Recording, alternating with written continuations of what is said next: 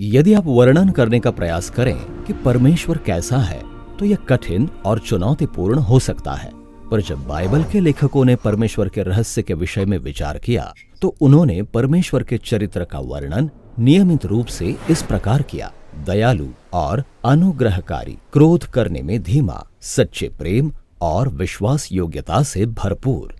परमेश्वर के इस विवरण में इस्तेमाल किया गया पहला शब्द दयालु या इब्रानी भाषा में रखुम है। ये शब्द रखामीम या दया के रूप में भी आता है, जो कि संज्ञा है। और हैरानी की बात यह है कि ये दोनों शब्द इब्रानी भाषा के रेखेम इस शब्द से जुड़े हुए हैं, जिसका अर्थ गर्भ होता है। अतः इब्रानी बाइबल में दया एक व्यक्ति के भीतरी भाग पर केंद्रित होती है। और ये शब्द हमें प्रेरित करता है कि हम एक माँ की उसके संवेदनशील शिशु के प्रति कोमल भावनाओं की कल्पना करें। अतः रखुम ऐसा शब्द है जो प्रबल भावना को व्यक्त करता है। कई बार इसका अनुवाद बहुत ही द्रवित होने के रूप में भी किया जाता है, जैसे कि सुलेमान की उस कहानी में, जहां वो उन दो स्त्रियों से मिलता है जिन्होंने अभी अभी बच्चे को जन्म दिया है। दुर्भाग्यवश उनमें से एक बच्चे की मृत्यु हो जाती है, पर फिर दोनों स्त्रियां यह दावा करती हैं कि जो जीवित बच्चा है वो उनका है। उन्हें परखने के लिए सुलेमान कहता है कि बच्चे को दो भागों में काटकर प्रत्येक माँ को एक एक भाग दे दिया जाए। और बच्चे की असल माँ बहुत ही द्रवित हो जाती हैं। वो अपने बच्चे को मरता हुआ देखने के बजाय दूसरी स्त्री को बच्चा देने की विनती करती हैं, और उसकी दया ही है जो प्रकट करती है कि वो उसकी असली माँ है। पर रखुम केवल एक भावनात्मक शब्द ही नहीं है, इसमें कार्य भी शामिल है।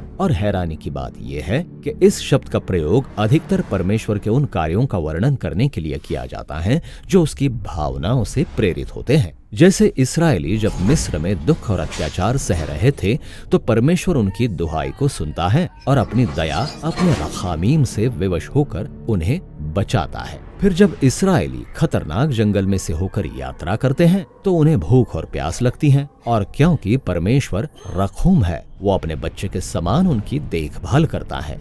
वो उनकी हर जरूरत को पूरा करता है, भोजन, पानी और वस्त्र, और वो व्यक्तिगत रूप से उनकी अगुवाई करता है। अतः ये कोई हैरानी की बात नहीं है कि जब यहोवा इस्राएलियों के सामने जंगल में अपने चरित्र को प्रकट करता है, तो वो ये कहने से शुरू करता है कि वो दयालु है। पर यहोवा के निरंतर रखामीम के बावजूद भी इस्राएली बार बार परमेश्वर से मुंह फेर लेते हैं। वे यहोवा की दया को ठुकरा देते हैं और इसके स्थान पर दूसरे देवताओं के प्रति निष्ठा रखने लगते हैं, और एक दूसरे पर दया दिखाने के बजाय वे हिंसा करते हैं। अपने विद्रोह के फलस्वरूप वे निर्वासन में चले जाते हैं, और वे जाति जाति के बीच तितर बितर हो जाते हैं।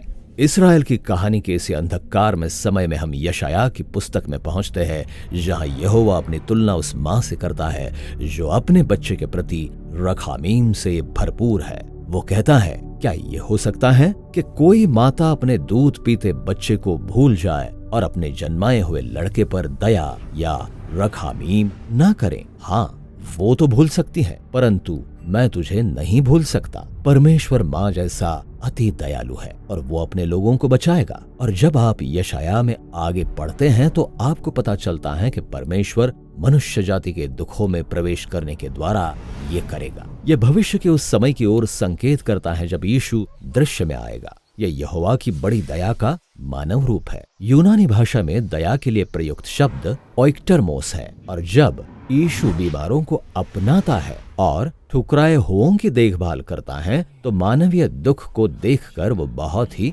द्रवित हो जाता है। यीशु जब लोगों को अपनी देखभाल में एकत्रित करता है, तो वो अपनी तुलना उस माता मुर्गी से करता है जो अपने बच्चों की रक्षा करने के लिए अपने पंखों का इस्तेमाल करती है। और ओइक्टरमोस की परम अभिव्यक्ति में यीशु दया से भरकर मानवीय दुख में, बल्कि मृत्यु में प्रवेश करता है, ताकि वो हमें बचाकर परमेश्वर के निकट ला सके। और यीशु अपने अनुयायियों को दया के इसी जीवन का अनुकरण करने के लिए बुलाता है, ताकि हम दूसरों की पीड़ा से द्रवित हों, पीड़ितों को गले लगाएं और संसार में से दुख को दूर करने में शामिल हो। इस रीति से हम भी यहोवा की दया को अपने जीवन में लागू कर सकते हैं। या यीशु के शब्दों में कहे तो, जैसा तुम्हारा पिता दयावंत है, वैसे ही तुम भी दयावंत बनो। अब आप देख सकते हैं कि ये कितना उपयुक्त है कि दयावंत वो पहला शब्द है जिसका प्रयोग परमेश्वर अपना वर्णन करने के लिए करता है। अतः जब हम पीड़ा में होते हैं या दूसरों को दुख उठाते हुए देखते हैं तो हम इस बात के प्रति आश्वस्त हो सकते हैं कि परमेश्वर बहुत ही द्रवित होकर उत्तर देगा